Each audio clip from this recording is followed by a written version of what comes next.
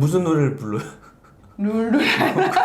아니 노래를 부르는데 너무 궁금하다. 아 진짜 노래 불러요.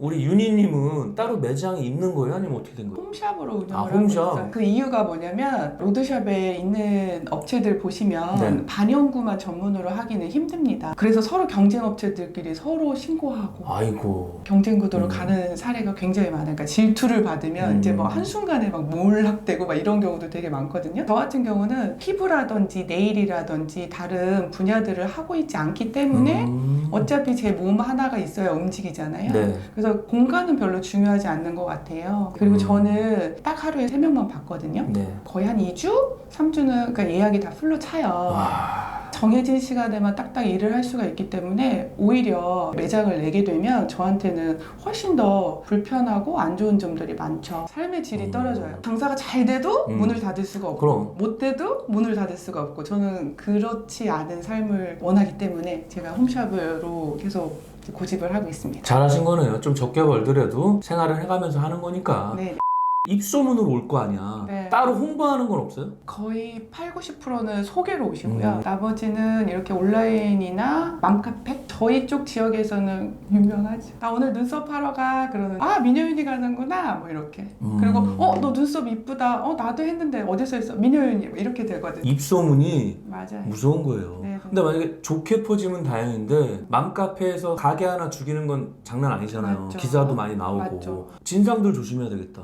말 나온 김에 진상 없었어요. 눈썹이고 자시고 다 때려치고 네, 다 네. 교육적으로 네. 가고 싶다 할 정도로 막 열받게 한 분이 있었어요? 제가 2년 전에도 나와서 네네. 똑같은 질문을 받았을 때 네. 저는 진상이 없습니다. 다단계 디렉터로 나왔을 때도 진상이 없다 그래가지고 제가 운이 좋다 그랬는데 네. 눈썹 반영구 화장 아티스트 하면서도 없답니다. 이게 마인드가 벌써 다르잖아요. 우리 같은 경우는 좀만 괴롭혀도 진상이라 그러는데 웬만한 진상은 진상 취급도 안 하니까. 진상이라고 하는 건 그냥 조금 개성이 강하신 분들이 있는 거죠. 당연히 자기가 지불한 가격에 대해서 요구를 하는 거고 그거를 맞춰줘야 되는 게 그 가격에도 포함이 되어 있다고 생각해요. 그래서 제가 제 제자 원장님들한테도 항상 하는 얘기가 예를 들어서 보수를 요구한다.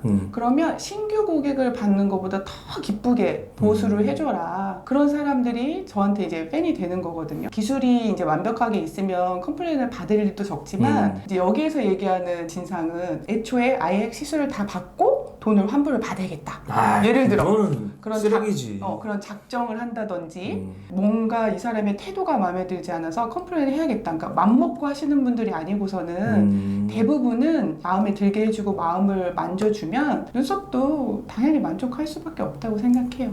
제가 했던 데는 체계가 네. 완벽하게 잡혀 있어. 만약에 약속 시간을 어긴다든지 네네. 예약금은 당연한 거고 네네. 리터치는 포함 얼마, 리터치 없는 거 얼마. 민효윤님 같은 경우는 딱 뭐 얼마 이런 건 다 정해져 놓은 거죠? 당연하죠. 저희 제자 원장님이 저한테 와 어떻게 이렇게 혼자 하는데 체계화가 돼 있냐. 그래야 돼. 저는 완벽하게 제가 갖고 있는 시스템이 있어요. 그래서 그 안에 고객님들이 오시면 뭐 어떻게 컴플레인을 할 수가 없죠. 보니까 밑그림 그리고 마음에 드세요? 어떠세요? 다 물어보잖아. 그럼 네. 내가 오케이 했으면 끝이야. 나 같은 손님만 오면 진짜 다 잘 되는데.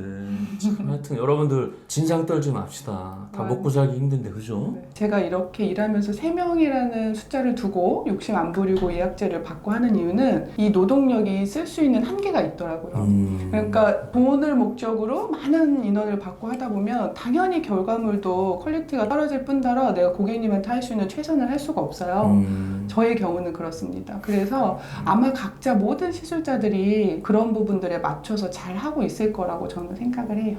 띵동하고 들어왔다. 너무 잘 됐네요 하고 나갈 때까지 과정하고 시간은 얼마나 걸려요? 짧게 잡으면 1시간에서 네. 길게 잡으면 2시간? 2시간. 네. 마취약 바르고 좀 기다리는 시간이 있더라고요. 네, 그것도 시술자들마다 마취제를 먼저 바르는 경우가 있고 디자인을 다 잡고 마취를 하는 사람도 있고 네. 저의 경우는 보는 순간 다 캐치가 되죠. 네. 그래서 눈썹이 마취제를 하고 디자인을 하면 안 되시는 분들이 있어요. 예를 들어서 눈썹으로 막 이야기할 때 뜨시는 분들이 있죠. 그게 굉장히 짝짝이가 심하거나 다양하게 움직이시면 마취를 해버리는 순간 디자인이 이제 짝짝이가 나오거나 문제가 되는 경우가 있어요. 그렇구나. 네. 일단은 케이스마다 시간도 다르겠네요. 네. 여러분들 머리를 묶으신다 그래가지고 제가 기다려드리고 있습니다. 머리가 여러분들. 부시시. 네. 괜찮나요? 몸에 열이 많으신가 봐요. 아니에요, 추워 죽겠는데. 나 추운데 아니 대표님 워낙 얼굴이 자꾸 뒤로 가. 자기만 조그맣게 아니 나 눈썹, 아이라인, 두피 쪽만 하신다 그랬는데 네네. 어떤 사람 보니까 뭐 헤어라인, 입술도 막 하던데 그건 안 하세요? 저는 현재 안 하고 있어요. 안 했고 원래는 했고 네네네. 안 하게 된 계기가 따로 있어요? 이거는 개인적인 생각이니까 오해는 없으셨으면 네. 좋겠고요. 제가 세 번째 만났던 스승님 때문이었어요. 아, 스승님? 네네네. 저도 이제 그 당시에 헤어라인을 했는데 이런 뷰티 쪽도 유행이 있거든요. 네네. 제가 초창기 배울 때 막 헤어라인, 입술 엄청 유행을 했었어요. 근데 제가 오랫동안 하면서 또 한동안 그게 약간 부작용이나 이런 사례들이 많으니까 없어졌다가 또 보니까 최근에 되게 많이 생기더라고요. 지금 신기술들은 문제가 없이 잘하고 있을 거라고 생각을 합니다. 네. 하지만 제가 입술을 했는데 네. 한 번도 입술에 대한 피부 트러블이 없었어요. 각질이 생긴다든지 너무 부드럽고 너무 촉촉했거든요. 근데 시술 후에 제가 이제 각질도 잘 생기고 또 그 색소를 넣었던 게 한 2, 3년 지나니까 오히려 까맣게 변하더라고요. 아무래도 피부니까. 그래서 저는 입술을 했을 때 이런 부작용이 있을 수 있겠다는 이제 약간의 걱정이 있었죠.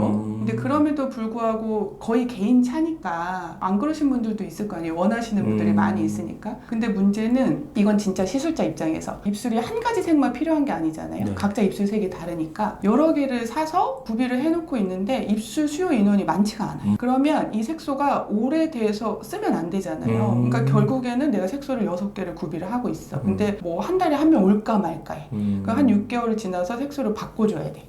그럼 실제로 배보다 배꼽이 더 큰 경우가 그러네. 많더라고요. 저의 경우는. 그래서 저는 과감하게 입술을 포기했고 헤어라인도 정말 이건 멋진 기술이에요. 그러니까. 그런데 중요한 건 세월이 지나서 이제 물론 지금 되게 잘하시는 분들이 많아요. 이건 진짜 제 개인적인 의견이에요. 이렇게 저희가 늙잖아요. 중력에 의해서. 그러면 그렇게 했던 자국이 니들 자국이나 색소의 잔흔이 눈썹처럼 남는단 말이에요. 시간이 지나서 앙드레김처럼 막 돼서 오시는 분들이 너무 많은 거야. 약간 어색하게. 네네네. 그래서 제가 과감하게 포기하고 안 하고 있었는데 두피 문신을 통해서 헤어라인을 조금 보정하는 정도. 고객님들은 헤어라인이라고 하면 여기에서 얼굴을 이렇게 작게 해주세요 라고 하거든요. 과감하게 그렇게 할 수 없습니다. 딱 이 정도까지입니다 라고 디자인을 해서 보여드리고 선택하게 하는 거죠. 몸에 남는 거니까 신중해야죠. 그래서 저는 전문으로 눈썹하고 아이라인만 하는 거예요. 자신 있는 눈썹하고 아이라인만 딱 잡은 거네. 네네. 네. 입술은 다른 데 가시면 됩니다. 네. 눈썹 문신, 반영구 화장 아티스트를 하면서 참 보람있다. 그럴 때 있어요? 매일이죠, 매일. 매일? 네, 전문가한테 디자인을 이제 선물을 받는 거죠, 매일. 그리고 하고 나서 막 노래 부르시는 분들도 있어요. 막 신나고 막. 그리고 이제 집에 가서 남편이 너무 예쁘대요. 막 이러고. 그러면 진짜 행복하죠. 무슨 노래를 불러요? 룰루. 아니, 노래를 부르는데 너무 궁금하다. 아, 진짜 노래 불러요. 너무 기뻐하시죠. 야, 노래를 부를 정도로 잘하신다는 거네, 결론은. 그건 잘된 케이스고, 혹시 그러면 좀 실망하시는 분도 있었어요, 혹시? 왜 없겠어요. 사람이 하는 일이니까 완벽할 순 없으니까. 그렇다고 하면 1차적으로는 니즈를 맞추는 게 제가 해야 되는 역할인데 결과물에 따라서 조금 부족하다고 하면 최대한 원하는 만큼까지 제가 해드리려고 노력을 하죠. 코로나 때문에 타격이 있어요? 너무 죄송하게 저는 타격이 없는 것 같아요. 와, 잘 되는 분들은 잘 된다니까. 근데 저는 이제 인원을 제한적으로 받으니까 네네. 그냥 매달 평균치 나오는 매출액이 거의 떨어지지도 않고 그러겠다. 더 올라가지도 않고 그러거든요. 얼마나 좋아. 저도 이거 녹화하려면은 예전에 막 7, 8개 해놨을 때는 몇 달 동안 쉬엄쉬엄 하거든요. 그러니까 어디 여름에 찍은 게 막 겨울에 올라오고 막 그래. 근데 요즘은 찍으면 바로 올라가요. 여러분, 본인 직업이 재밌거나 재미없거나 상관없이 진솔하게 이야기 들려주실 분들은 요 밑에 이메일 주소 넣어드릴 테니까 출연 신청하시면 제가 대본도 보내드리고 정중하게 모시겠습니다. 미녀윤희님이 동네에서는 그래도 유명해지셨을 것 같아요. 엄마들이 야 너무 예쁘다 어서 했니? 그럼 미녀윤희 쳐봐 이럴 거 아니야. 네네. 뭐 학부형들 만나거나 아니면 뭐 예전에 같이 일했던 동료들 만나서 나 지금 눈썹 문신 반영구 화장 아티스트 한다. 그러면 시선이나 대우는 좀 어때요? 말씀하신 대로 간판이 있는 게 아니라서 인근 뭐 지역이라기보다는 다 입소문에 소리 소문 없이 오시잖아요. 네네. 다른 타 지역에서 멀리서 굉장히 많이 오세요. 그러니까 따님이 오셨다가 시골에 살고 있는 시어머니 오셨을 때 해드리고 뭐 뭐 멀리 있는 지역에 있는 언니가 망했었어. 아이고. 그러면 이제 커버하려고 오시고 막 이렇게 오거든요. 아까 말씀하셨죠. 저의 모습을 보고 이건 어떻게 배워요?